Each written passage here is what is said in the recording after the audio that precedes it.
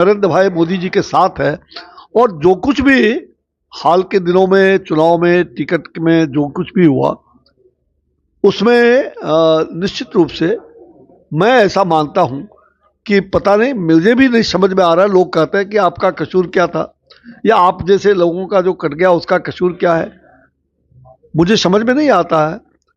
कभी कभी क्या होता है कि चेहरे, चाल और चरित्र, इसको देखना चाहिए। पार्टी का अनुशासन हमारे लिए सर्वप्रिय है, पार्टी हमारी माँ है, हम सभी भाई हैं। लेकिन कुछ आयातित माल जब ज्यादा हो जाता है तो आयातित माल को जब वो नेतृत्व करना शुरू कर दे तो स्वाभाविक है पार्टी की जो प्रकृति है वो थोड़ी बिगड़ जाती है। और यही कारण है बिहार में हमारी पार्टी नीचे तक मजबूत है। और मुझे लग रहा है कि कुछ चेहरे, चाल, चरित्र वाले जो कुछ नेता हैं उनको इस पर ध्यान देने की आवश्यकता है। मतलब लग रहा है ऐसा देख के कि मोदी की बात जो मेरे मन में भी आ रही है, कहीं ऐसा तो नहीं कि आप मानते हैं क्या कि टिकट बांटने में कुछ गड़बड़ी हुई है, जिसकी भरपाई के रूप में भी देखा जा सकता है मोदी जी का ये धुआंधार रैली और बार बार बिहार आना? देखिए, कहीं ना कहीं राजनीति और बड़ा दल जब हो जाता है, बड़ी पार्टी हो जाती है, तो कभी कभी कम्युनिकेशन गैप हो जाता है। और कम्युनिकेशन गैप से आप जानते हैं कि पति पत्नी का भी संबंध विच्छेद हो जाता है। ये कम्युनिकेशन गैप पार्टी के अंदर नहीं होना चाहिए। मतलब आपस का जो भ्रातृत्व का भावना है, आपस में जो एक संचार होना चाहिए, मतलब आपस में आदान प्रदान विचारों का, इसको कभी रोकने की आवश्यकता नहीं है। और कहीं कम्युनिकेशन गैप हुआ होगा जिसके कारण कुछ त्रुटियां रह गई हैं। पार्टी के टिकट बंटवारे में त्रुटियां पहले भी रहती रही है। इसी कम्युनिकेशन गैप के वजह से आपको लगता है क्या कि जैसे कि बक्सर में आपके ही शिष्य माने जाते रहे मिथिलेश तिवारी, उनको टिकट दे दिया गया आपकी जगह, तो क्या कुछ लोग मजा ले रहे हैं क्या इसमें? नहीं, मुझे लग रहा है कि मजा लेने वाले मजा ले सकते हैं। और शिष्य और गुरु आजकल कुछ नहीं होता है। राजनीति में जो शिष्य होता है वो अपने आप को समझता है कि आने वाले दिनों में अच्छे शिष्य तो वो होते हैं जो गुरु और जो अपने अग्रजों का, उनका ध्यान रखता हो, उनको आदर देता हो। ये हमारा संस्कार है। मुझे लग रहा है कि मैंने कहा कि गुरु गुड़ चेला चीनी, ये तो आजकल कहानी बन गई राजनीति में। राजनीति में कितना छलांग मार सकते हैं, कितना पछाड़ सकते हैं, कितना लेग पुलिंग कर सकते हैं, ये दुर्भाग्य से राजनीति में ये विषय हो गया है।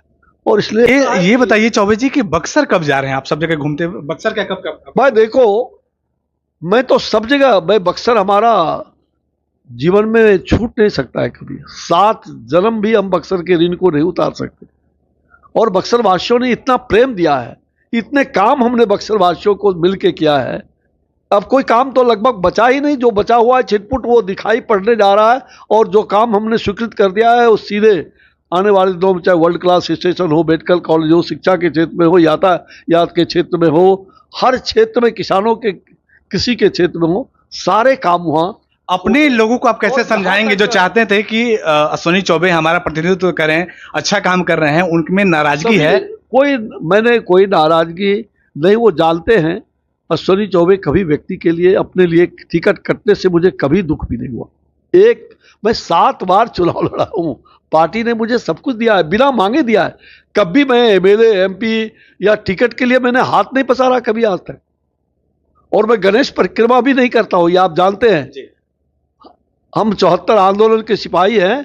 हम सत्ता ना हो भ्रष्टाचारी, हम पर भी है जिम्मेवारी। हम सत्ता में रह करके भी समाज को बदलने का जो संकल्प हमारा है वो हम काम नरेंद्र मोदी जी के नेतृत्व में करते रहे हैं। और मुझे लगता है कि बक्सर तो हमारा प्राण है। और मैंने कहा कि 7 जन्म तक हम उस कर्ज को निभा नहीं सकते। बक्सरवासी बखूबी जानते हैं। ये ठीक है कि जिन लोगों ने छल कपट से, हमको टिकट कटने का कोई भी गम नहीं है, लेकिन जिन लोगों ने छल कपट किया है उनको सार्वजनिक रूप से माफी तो मांगना ही होगा, तभी तो मैं वहां जाने लायक रहूंगा, नहीं तो मैं कलंकित हो जाऊंगा। सर 25 जून को आपसे एक सवाल, बड़ा स्पष्ट सवाल, क्या अश्विनी चौबे अब एनडीए के पक्ष में घूम ही रहे हैं, बक्सर में जाके वोट मांगेंगे मिथिलेश तिवारी के लिए? भाई देखो, मैं स्पष्ट रूप से बात करता हूं, मैं स्पष्टवादी आदमी हूं, मेरा आशीर्वाद सबके साथ है, और बक्सर जब 400 पार करना है तो बक्सर भी पार करना चाहिए। लेकिन अगर हम व्यक्ति को हो जाए, मैंने कहा है मुझे बक्सर के प्रति बहुत मोह है, बक्सर के प्रति मेरी पीड़ा है। 10 साल मैंने उसको उस जंगल राज वाले से मतलब निकाला है, और आज अगर वो सीट हम नहीं जीतते हैं तो निश्चित रूप से ये दुर्भाग्यपूर्ण होगा, और इसलिए अब ये वहाँ के जो उम्मीदवार है उसको तय करना पड़ेगा। मैंने सार्वजनिक रूप से कहा है, उसने जो छल कपट और जिस प्रकार से मुझे टिकट काटने की बात नहीं, जिस प्रकार से मेरा पुतला दहन करवाया गया 1 साल से, मुझे मालूम नहीं, मुझे लोग कहते थे यही करवा रहे हैं। अब जिसका वीडियो रिलीज हो गया तो मैंने कहा कि भाई वीडियो रिलीज हुआ बाद में, तब मुझे जानने को मिला कि नहीं सचमुच में ये मतलब साथ रह के ही खेला पीछे से कर दिया। और मेरे कंधे पर बैठ करके अगर कोई मुझे पीठ में खंजर भोंके और वो माफी भी ना मांगे सार्वजनिक रूप से, मुझे टिकट वो अगर मुझसे आता 4 महीना पहले कह देता तो मैं कहता कि जाओ लड़ो, लेकिन ये खंजर भोंकने वाले को जब तक वो माफी नहीं मांगेगा तो मैं तो शुभकामना ही दे सकता हूं, आशीर्वाद का आकांक्षी वो हमारा तब तक नहीं हो सकता है, चाहे मेरा बेटा हो भाई हो, जब तक वो सार्वजनिक रूप से माफी ना मांगे। तो मैं जनता में जाकर के मैं अपने आप को कलंकित महसूस नहीं करता। तो मुझे लग रहा है कि मैं जाऊंगा और सौभाग्य से जीत जाए, अच्छी बात है। अगर कहीं पराजित हो गए तो वो कलंक मेरे माथे पर ना आए, इसलिए मैंने अपने को चुनाव तक परहेज रखा है। और वो सार्वजनिक रूप से मैंने खबर भेजा है कि अगर मुझे बुलाना चाहते हो दिल से तो आज तक बुलाते। मेरे फोटो गायब कर दिए गए तो मुझे फोटो नहीं, मेरी फोटो तो वहां लोगों के दिल में है, बाद में फोटो लगाना शुरू किया। तो ऐसे लोग, आपने शिष्य और गुरु की बात कही, भाई की, अरे शिष्य तो छोड़ दीजिए, जो भाई की बात ना करे तो निश्चित रूप से मुझे कष्ट उस बात का है, दुख उस बात का है। टिकट कटने का एक भी गम नहीं है, टिकट तो मैं बांटने वाले में रहा हूं, भले आज टिकट कटने की बात कहां से हो सकती है। और मुझे पार्टी ने सब कुछ दिया है, लेकिन कुछ लोग बड़ा जल्दी छलांग मारते हैं गणेश परिक्रमा करके। कुछ लोग चाहते हैं कि हम सीधे प्रधानमंत्री के कुर्सी पर पहुंच जाएं, तो ऐसे गणेश परिक्रमा वाले को पराक्रमी बनना चाहिए। और मैं युवा पीढ़ी को कहता हूं कि परिक्रमा मत करो, पराक्रमी बनो, श्री राम के जैसा पराक्रमी बनो। वो श्री राम की धरती है बक्सर, कर्म भूमि, और वहां मैंने सजाया है।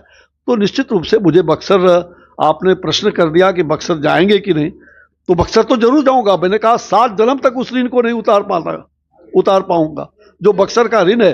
लेकिन हाँ, इस चुनाव में, इस लोकतंत्र के महान पर्व में मुझे भी कष्ट है कि जिन लोगों ने छल किया, जिन लोगों ने छल प्रपंच किया, साल भर से मेरे पुतले दहन करवाते रहे, ऐसे अपराधियों के, ऐसे लोगों के द्वारा, और उनकी सांठ-गांठ चलती रही। कुछ बिहार के कुछ ऐसे नेताओं ने मिल करके और देश के ऐसे नेताओं ने कुछ मिल करके जो कलंकित किया, बक्सर को अपमानित करने का काम किया, आम जनता को अपमानित किया, पूरे समाज को अपमानित किया, उसको जनता से माफी मांगना ही चाहिए। और जब तक वो माफी नहीं मांगता इस चुनाव कालखंड में, तो मैं कैसे जा सकता। और इसलिए चुनाव में हमारे जो कुछ नेताओं के गलती के कारण बिहार में जो आज हमें संघर्ष करना पड़ रहा है, ये संघर्ष नहीं दिखाई पड़ता। कुछ नेताओं की गलती से बिहार कलंकित हो रहा है। ऐसे लोगों को चेहरे, चाल और चरित्र को बदलना होगा।